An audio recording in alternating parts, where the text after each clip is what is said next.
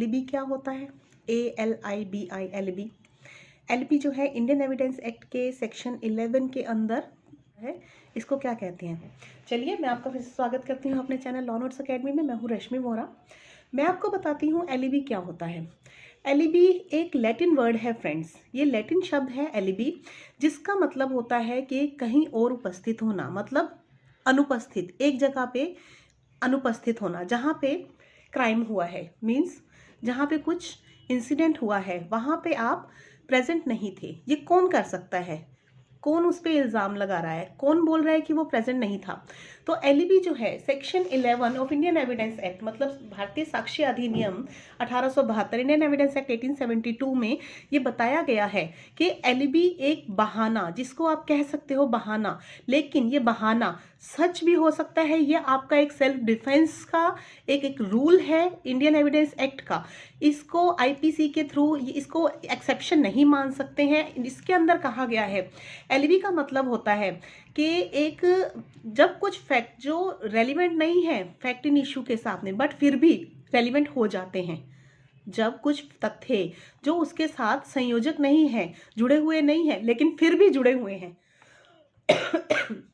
ये Indian evidence act के में सेक्शन 11 में जब ये बोला गया कि, समझ लीजिए आपको एक एग्जाम्पल के तौर पे समझाती हूँ। ए के ऊपर आरोप है बी के मर्डर का। A is accused of murder of B, for the murder of B. उसमें ये कहा गया कि आपने बी को मारा है, लेकिन ए क्या बोलता है? That I was not present on the day of crime, on the day of murder. मैंने बी को नहीं मारा क्योंकि मैं वहां पे उस दिन प्रेजेंट ही नहीं था, क्योंकि मैं मर्डर बॉम्बे के अंदर हुआ है और उस दिन मैं दिल्ली में प्रेजेंट था। ठीक है। जब वो ये बात बोल देता है तो अभियोजन पक्ष यानी कि जो प्रोसिक्यूशन होता है, जो आरोप लगा रहा है ए के ऊपर, बी का प्रोसिक्यूशन, ठीक है, कोर्ट का प्रोसिक्यूटर जब ये ए के ऊपर लगा रहा है इल्ज़ाम कि आपने ही ये मर्डर किया है, तो जब ए बोलता है इसके अंदर केस में कि नहीं, जिस समय उनका बी का मर्डर हुआ उस समय मैं बॉम्बे में प्रेजेंट ही नहीं था, I was in Delhi, I was in any other state. उसमें ये जब ये बोलता है तो उसका भार, जो ये बर्डन ऑफ प्रूफ इसके अंदर आता है, तो इसमें बर्डन ऑफ प्रूफ पहले इसमें अभियोजन पक्ष के ऊपर होता है कि वो ये साबित करेगा कि नहीं, ए जो है, ए ने ही मर्डर किया है और वो उस समय बॉम्बे में ही था जब बॉम्बे में बी का मर्डर हुआ। ठीक है। अगर वो ये साबित कर देता है, प्रोसिक्यूशन या अभियोजन पक्ष जब ये साबित कर देता है कि ए ही आरोपी है, अपराधी है बी के मर्डर का, लेकिन अभी उसने साबित नहीं किया, तब तक वो आरोपी है। अगर वो साबित कर देगा प्रोसिक्यूशन के हाँ ए ने ही बी का मर्डर किया है, तो बर्डन ऑफ प्रूफ जो है वो ए के ऊपर आ जाएगा। तब ए को ये साबित करना पड़ेगा कि नहीं, मैं इसके अंदर मैं बॉम्बे में नहीं था। उसको तब अपने बर्डन ऑफ प्रूफ उस पर आ जाएगा। उसका प्रूफ फिक्स्ड प्रूफ होने चाहिए, परमानेंट होने चाहिए। उसके अंदर उसको ये साबित करने के लिए उसके पास एग्जैक्ट प्रूफ होना चाहिए, सर्टेन एविडेंस होना चाहिए। सर्टेन मतलब पक्के सबूत उसके पास ये होने चाहिए कि हाँ वो सच में उस समय बॉम्बे में मौजूद नहीं था जब बी का मर्डर हुआ। तो ये एक सेल्फ डिफेंस की तरह एलिबी को लिया जाता है। Alibi is used as a self defence by the accused person. Okay, तो ये उसको इसीलिए और ये बात, ये जो है एलिबी का जो एविडेंस डिफेंस, सेल्फ डिफेंस के लिए लिया जाता है, तो उसमें ये बोला जाता है कि इसको ये स्टार्टिंग में ही ले लेना चाहिए। स्टार्टिंग में ही जब हो रहा है, उसके ऊपर आरोप लग रहे हैं, तो उसको स्टार्टिंग में ही ये बात बोल देनी चाहिए कि नहीं, मैं उस समय प्रेजेंट नहीं था, और उसको अपने इसके प्रूफ देने पड़ेंगे। तो वो बर्डन ऑफ प्रूफ होता है, प्रूफ उसको ऊपर आएगा बाद में। जब वो ये बोलेगा, अब प्रोसिक्यूशन उसके ऊपर कंफर्म कर देगा कि नहीं आप प्रेजेंट थे, तब बर्डन ऑफ प्रूफ ए के ऊपर यानी कि एक्यूज्ड के ऊपर यानी कि आरोपी के ऊपर रहेगा कि आपने ये प्रूफ करना है कि मैं उस समय प्रेजेंट नहीं था। तो इसीलिए एलिबी का यूज किया जाता है। एलिबी एक डिफेंस की तरह यूज किया जाता है, सेक्शन 11 में कहा गया है। और बर्डन ऑफ प्रूफ सेक्शन 103 का इसमें रेफरेंस लिया जाता है। बर्डन ऑफ प्रूफ तब एक्यूज्ड के ऊपर आ जाता है कि आप ये साबित करेंगे अब कि आप वहां पे उस समय नहीं थे। तो ये फ्रेंड्स, इसमें एक बात और ये बोली गई थी कि the plea of alibi must be proved with absolute certainty so as to exclude presence of accused from the scene of the offence. इसका मतलब ये है कि एलिबी जो है एक सर्टेन प्रूफ के साथ ही साबित की जा सकती है। आपके पास पक्का सबूत होगा, तभी आप उसको साबित कर सकेंगे कि आप वहाँ पे क्राइम सीन पे या ऑफेंस वाले सीन पे उस समय प्रेज़ेंट नहीं थे।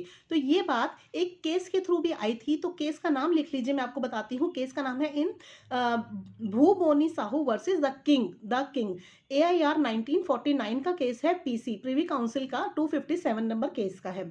इसमें प्रिवी काउंसिल ने क्या कहा था कि एलिबी एविडेंस जो है वो through disinterested and impartial witness has a greater evidentiary value, but in certain cases the accused may not be able to produce such evidence। इसमें ये कहा था कि जो कोई डिसइंटरेस्टेड या इम्पार्शियल विटनेस होगा, अगर वो उसके अंदर विटनेस दे रहा है, इम्पार्शियल या डिसइंटरेस्टेड का मतलब जिसका इसमें कोई इंटरेस्ट नहीं है, कोई उसका कोई फायदा नहीं है, और वो आपकी विटनेस दे रहा है, मतलब जिसको कोई लेना देना नहीं है, वो आपकी विटनेस दे रहा है, सच बता रहा है आपके बारे में कि आप वहां पे उस समय प्रेजेंस थे या नहीं थे।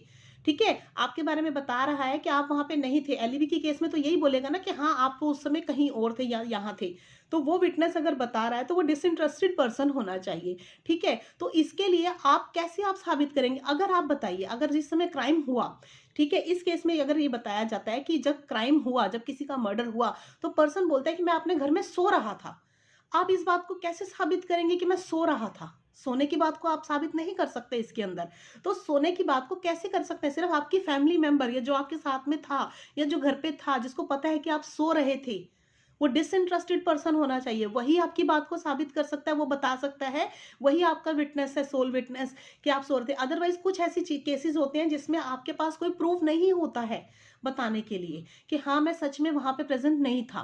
तो ये भूबोनी साहू वर्सेस द किंग के केस में ये बोला था प्रीवी काउंसिल ने कि एक डिसइंटरेस्टेड पर्सन ही इसमें बोल सकता है, तो ही can produce alibi evidence through his family members, जैसे वो फैमिली मेंबर से ही कर सकता है। In such cases it is not possible for the accused to prove the alibi through disinterested और इम्पार्शियल विटनेसेस। उसके पास विटनेसेस लाने कहाँ से लेके आएगा? ये अपने बचाव के लिए एक तरह से एलिबी का यूज किया जाता है।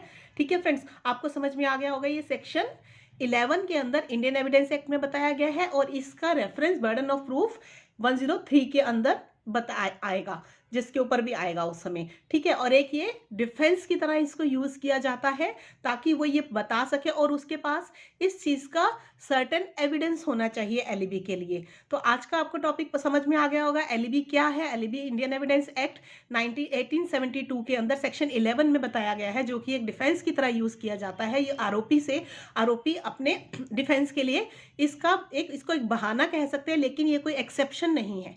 ठीक है फ्रेंड्स, तो आज का आपको टॉपिक पसंद आया तो प्लीज़ लाइक बटन जरूर प्रेस कीजिएगा। मेरा चैनल अभी तक सब्सक्राइब नहीं किया तो सब्सक्राइब कीजिए और अपने कमेंट्स कमेंट बॉक्स में दीजिएगा। Thank you so much, have a nice day, take care.